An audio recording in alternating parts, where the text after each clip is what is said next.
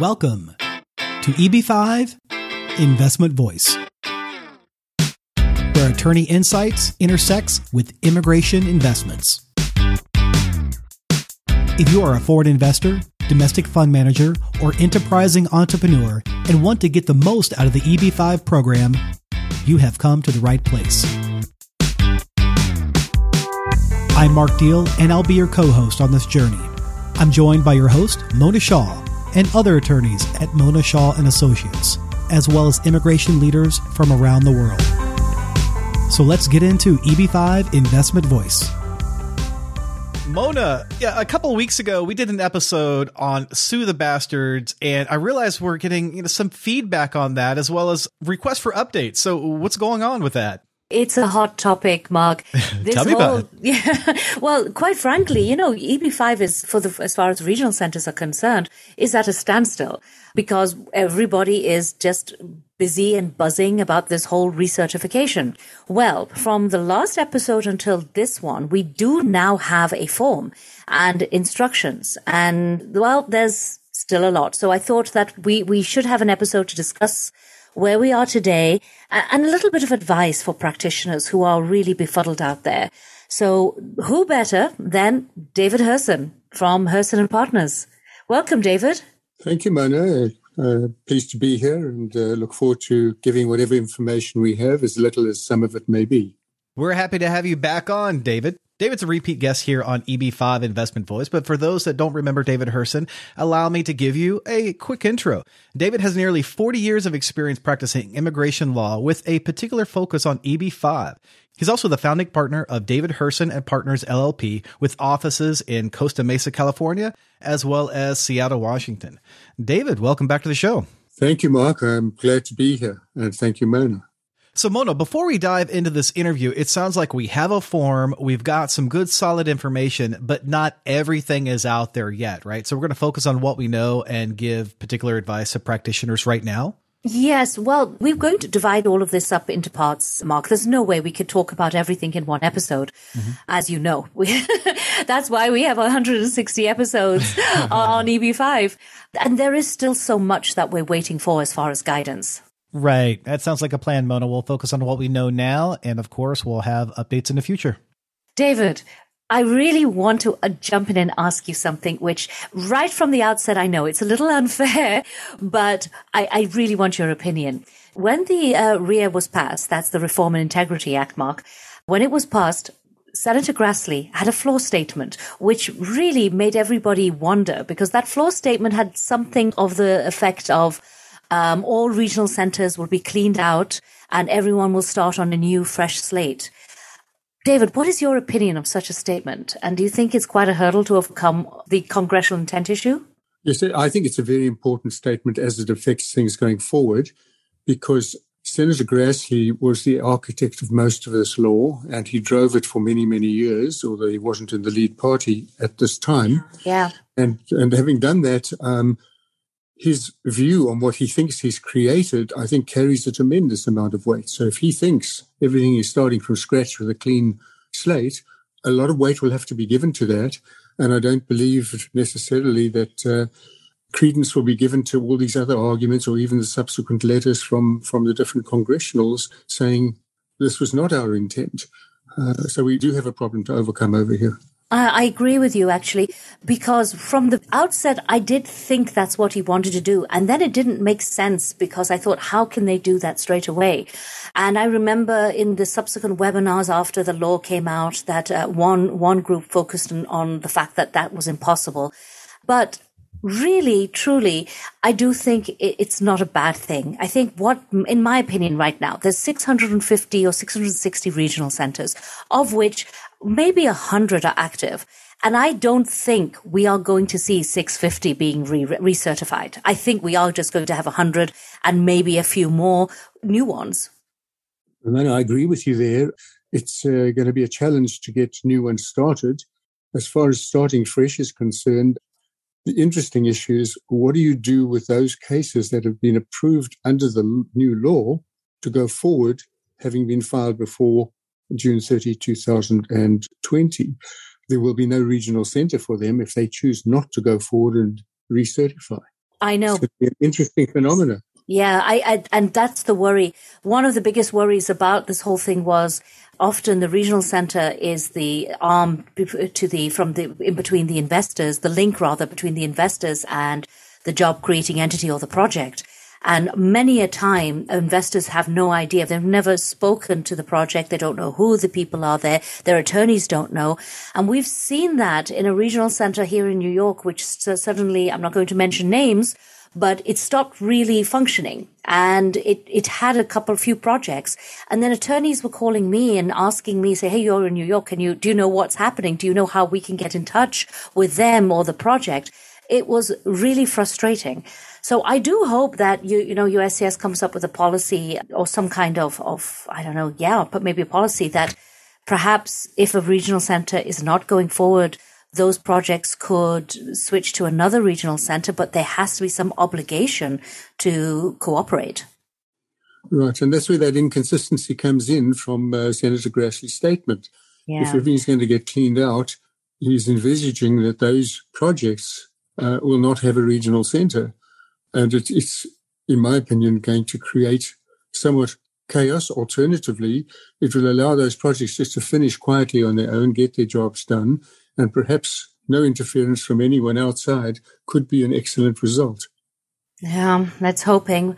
I think it's going to take all the rest of this year for this to be sorted out, and we're going to be talking about this on many podcasts to come. Right. Well, considering that the rest of the year is only about 6 months from the time of this podcast, I think you're being quite optimistic. I have to ask you, though, in your opinion, at this point, if someone is looking at moving into EB5 and they are looking at the uncertainty of what to do, plus the fact that there seems to be an enormous expense moving forward of running a regional center, setting one up, why bother? Do you still see that there's a point? I think we have to look at the individual projects and individual people and look that they're doing it for the right reasons. If they're doing it simply to be another one who can maybe take a rent-a-center on or that type of thing, I don't think it'd be wise for them to do it. There's too much regulatory control and reporting requirements and expense just to keep it running. So if there's somebody who's really into projects, like some of the very big ones that we know in the industry, those folks will have to renew, or if they have new projects, new ideas, start new regional centers. Those who've been dragging along simply as let's hope and see if we can make some quick money, those folks will be ill-advised to even attempt this at this time. I see what you're saying, but I am not in favor of letting the big corporate and big regional centers I'm classing as big corporate have the only say here. I do like to see diversity, and I think that's what keeps the market fresh because there are different types of projects. And so I'm looking at perhaps different types of rent-a-center type of things. And so it's not just a rent-a-center where you don't care, but it's a center where, yes, you can rent it, but the center itself has a lot of oversight. Right. Well, I think I may have not clearly stated. If there is a project that works, it's not a size of project. If there's a real project, certainly go ahead. It makes sense, particularly in the light of what's happening in the marketplace with inflation and interest rates going up. It's once again going to become a low interest rate project that the developers will go for. And I see the banks tightening up on loans again. So we'll have a repeat of some years back when it created effectively a boom in EB5. And whether you were big or small, you could take advantage of it. My idea is simply don't deal with regional centers that just do it for the hell of it and hope to make some money sometime. We deal with real projects. Size is not the issue. It's just real projects. I totally agree with you because we have a lot of experience with smaller projects and in different industries. And there were so many industries, even after a few years back, even when there was a lot of money being flowed into the market, there were some industries which were just not getting that kind of money, or if they were getting it, it was in double digits. So they really did benefit from EB5 capital. But anyway, I do want to ask you, because right now everybody has an opinion. And of course, you have an opinion, I have an opinion, and there are different schools of thought from the people who are used to putting up regional centers. And most of us have not really put up a regional center for at least a couple of years because of COVID. and etc. One opinion on the market is you put in everything but the kitchen sink. Then you have another opinion of skeletal or a minimal filing. What is your opinion at this point? Well, this goes under the heading of two attorneys, three opinions. My personal sense is that we know what it says in the actual act. We don't know what the regulations have. We know what it says in the form itself. Well, knowing what it says in the form itself, do you have any advice for EB-5 practitioners right now? I would look to meet every single item that is mentioned there in my filing. So it is a very full filing that I would advise. I'm also advising holding off from filing for a short while to see if some clarity comes out in the next few weeks. But my bottom line is a full and complete application. In my opinion, bare bones has a very high risk of a straight-out denial. I don't think they're going to tolerate that. And something that's in the middle is going to result in a huge RFE. I don't think that the full filing will get you out of an RFE, but I think it'll be a more manageable RFE. Yeah, I know there are a lot of opinions out there that everybody is going to be RFE'd. And I know, Mark, you're going to say, stop using acronyms. RFE, request for additional evidence. Oh, we know that one. Unfortunately. Yeah, I don't know who doesn't. But the RFEs themselves can slow you down. But I think that USCIS are going to RFE. I do agree with that point. They will RFE, but it's the size of the RFE and if it's something minimal coming back. But here's the other issue. If we suggest that, yes, we should have a full filing rather than a skeletal, do you think that it's opening the doors, to showing USCIS how we want to, or setting the standard ourselves, and a full filing will inevitably slow USCIS down? Well, I don't think we've ever influenced immigration in which way it's going to go, so I don't think this will. And in fact, I'd say that if they think it's too much, they'll be sure to try and cut it down, because as much as they don't do work, they also don't like work. So if they can keep things a little more simple, I think that's what they will do with their regs and with their policy statements. Yeah, you've been through some of the forms and stuff. Now, although we're not going into the forms themselves at this point, do you think that some of these questions that they're asking are sort of not as detailed as the previous form, as I seem to think? I think it's open-ended, some of the questions. Yeah, you're correct, and I believe this is a result of having rushed this form through. My biggest surprise last week was to see a form on Friday the 13th before the 14th deadline. I absolutely never expected it, and therefore it clearly got rushed. So I think that more thought will go into it, and we can see updates on those forms as time goes on. So you really think that they just rushed to get it out there because they knew that if they didn't, there would be more lawsuits? Well, if not lawsuits, there'll be one big fuss about it. And I think they've got enough on their plates at this time with so many other issues that they probably got a directive, get that form out on time or else. I think that there's going to be a lot there where they're going to say, okay, these people have previously been designated, they have things running. I do think, USCIS is going to use their discretion there, even though there is this idea that everybody starts afresh. Well, I certainly hope so, but unfortunately, I'm pretty skeptical about the way these things get done, and I see them trying to set the new standard, and everybody must now meet that new standard and supply all the information and documents. And oh, by the way, we did this for the last 20 years and very successfully without a complaint, is not going to carry as much weight as it should. It will obviously have some influence, because if you take the big names, they've been doing it so often, just their names carry a lot of credibility. Yeah. Do you think USCIS have drafted a specific, what's called 956, that's the form, right? 956 worksheet for adjudicators? Do you have any idea, or have you seen what's on that?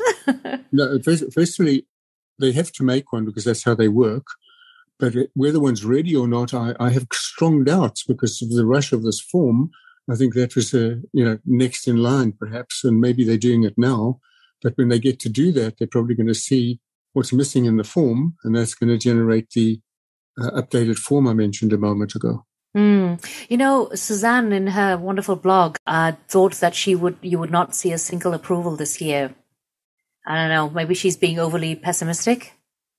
I find that Suzanne is very bright, very intuitive, and I have no doubt that most of these things she predicts will be the way it comes out if we're lucky enough to get within those dates. So you do think that we may not see an approval this year? That means no one will be able to file regional center case until 2023? That's my true feeling, yes. Wow. This whole thing is, the brakes are on this regional center story because of this interpretation, which could easily be changed by immigration if they chose to, because it's within their power to say, let's go ahead and do what we've been doing and give some breath of life, even if it is on a form that you say, I've been this all this time, I've filed all my annual returns, and I want to continue, and I promise to do everything that's said in the new law. And they may well do that, but I'm not holding my breath on it. That would be the correct way to go from an efficiency and business point of view, neither of which are adjectives that are currently attached to immigration. I know. We never have anything very nice to say about them, do we? You know, and right now they are so frustrating. But here's my point, though. What about all those people who are desperate to file because of maybe age-out children or whatever? Would they just have to rely on the direct program? Well, we know that the direct program is there and it will give them a level of certainty. If they're waiting on an age-out, I would say don't wait. Get into something that will lock in that age under CSPA, that's the Child Status Protection Act, and be sure not to miss that opportunity. So I would say don't rely on things coming through if your child is aging out in the next, say, 12 months. Yeah, and I think it also does give a huge advantage for anybody who has a direct project in the rural locations, because under the new rule, the rural locations have a separate set-aside in their visas. So anyone in that category will be first in line. Yes, that is, and particularly for China, where they are backlogged on their visa numbers, this will give the Chinese a great advantage. We're already experiencing a rush of inquiries in that regard. But I think of note is something that came up the other day, which seems to be confirmed.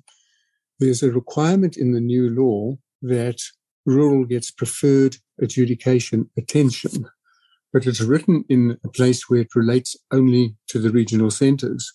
So that the current interpretation by our colleagues is that the rushed adjudication does not apply to direct investment. Well, that's something good to keep in mind, David, but is there a flip side to that? The contrary to that is that somebody has recently received approvals on directs, and on that basis, perhaps they don't have anything else to do in the area, so they're doing what they've got because there aren't any regional center ones to give the preference to, or they just haven't noticed the distinction in the two categories. Yeah, well, this is the thing. You're back to your two lawyers, three opinions. There's so many ways to interpret what was written, and I'm sure we are still going to be talking about something, even if USCIS give their opinion, because we won't agree with their opinion, of course, because we always think we're cleverer than USCIS. Right. Well, that aside, I have had some excellent experiences with USCIS, so I can't keep knocking them all away. But unfortunately, of late, and through the last administration, and unfortunately also carried forward somewhat into this administration, it has been, from a practitioner and an investor or client's point of view, a total nightmare. Well, getting back to the actual recertification process, David, can anyone now file for a regional center designation, even if you had no previous experience? I think there are two issues here. One is not everyone can file because only U.S. permanent residents and citizens can file and be involved in a regional center. And the previous experience, I'm actually not sure on that one. I would imagine that they're looking at experience and the ability of the individuals to actually do the work. So perhaps you can elaborate a little more than I have in front of me now, Mona. I can answer the second question, because if they're going to take the same policy that they have been, they've been very tough on people who are new coming in. They want to make sure that they have access to, all the updates and everything, especially if someone has no way of even, or no interest in even going into the EB5 world and knowing what's happening. So we have seen very strict RFEs This was pre-COVID, obviously, when we were putting regional centers up. Very strict RFEs relating to how are you going to have the knowledge to move forward? How are you going to sort out your investors and just stay abreast of what's happening?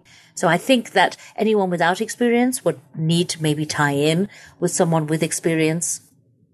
Yeah, I'd agree with you. The principle of it, I don't agree with. You take someone like Elon Musk who knew nothing about cars and look what he's built. Yeah. But at the same time, I think for the industry, it's important that people who do come in have an ability to run it and don't run us into all of the negativity that came out of the dishonest and incompetent activities of the past. Yeah, that's true.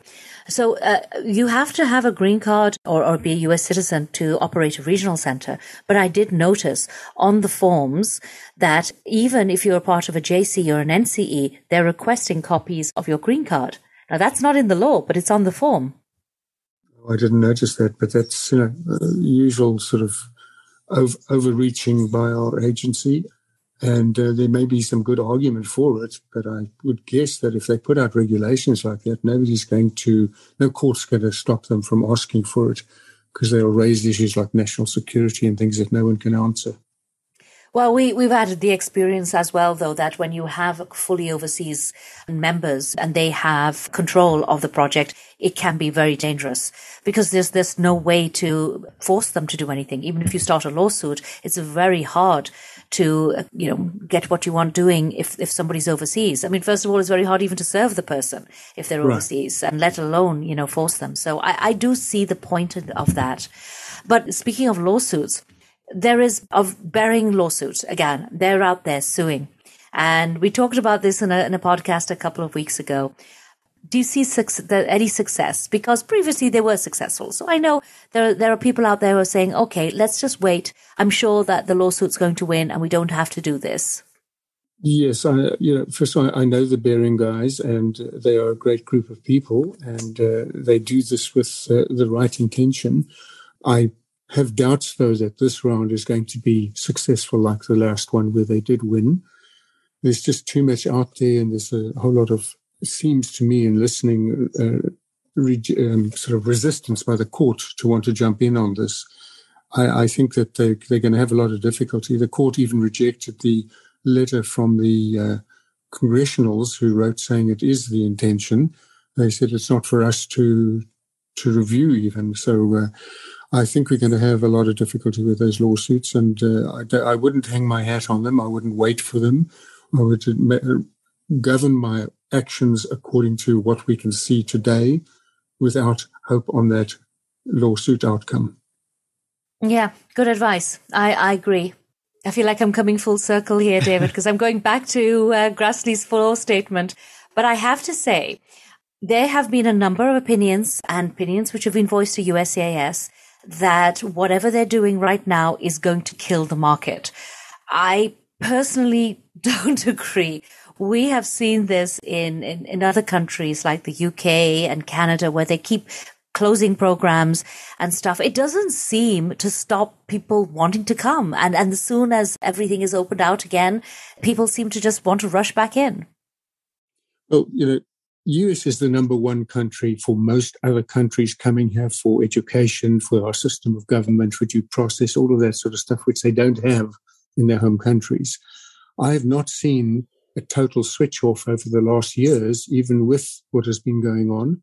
And I have seen in the recent months a resurgence of the energy and the desire to get involved with EB5 that I hadn't seen for several years.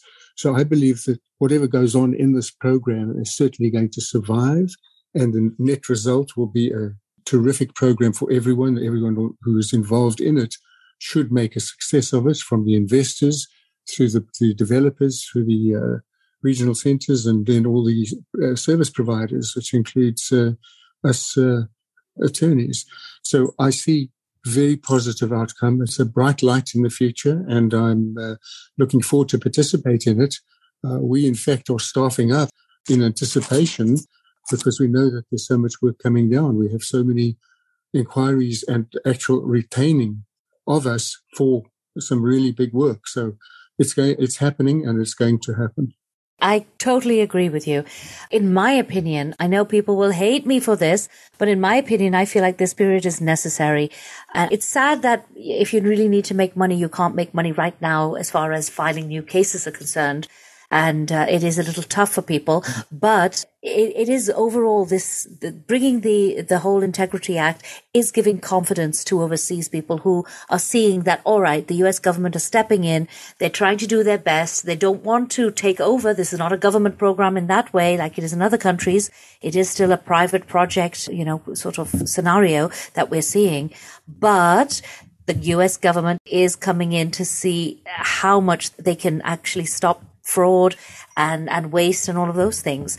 A little like how the SEC jumped in a few years ago. Mona, you have an amazing skill to create controversy, and you say people hate you. They actually don't hate you. They get challenged by what you say, and I think that what you say is challenging. Sometimes I actually do agree with you, and sometimes I do not.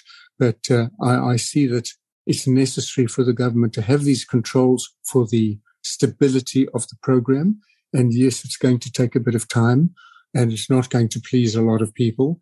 But when it gets going, I think it's going to be a fine program. Yeah, I couldn't agree more. Well, Mona and David, I like what you both have said about the stability of the program, how much it's needed, and how there needed to be some controls put in place, and how obviously that may put off some people right now because it's causing a slowdown. It's like in the energy industry. I just watched a show on Netflix about 3 Mile Island. And, you have a reactor that is in an unsafe state. You have to shut it down, put controls in place, know where you're at before you start it up again, before you start generating some useful energy. Otherwise, you'll have a meltdown. And we don't want a meltdown in the EB5. Oh, really, Mark? You have to do better than that. But, David, we've had our meltdown already, right?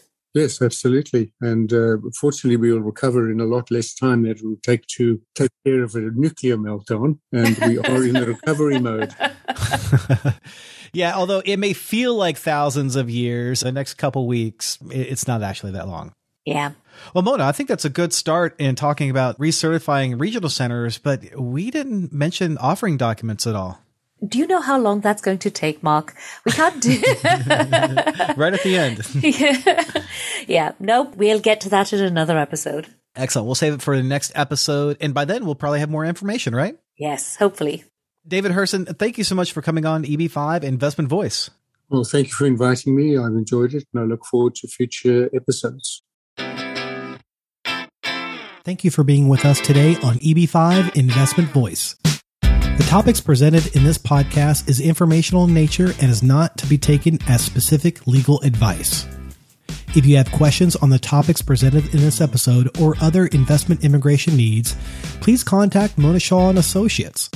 Mona and her attorney staff can be reached at mshawlaw.com. That's mshawlaw.com. Make sure you don't miss our next episode focusing on a different aspect of the EB5 program by subscribing to the podcast. While you're at it, leave us a rating on iTunes. If you really found this episode valuable, share it with someone else that could benefit from this information. Until then, I'll see you on the next episode of EB5 Investment Voice.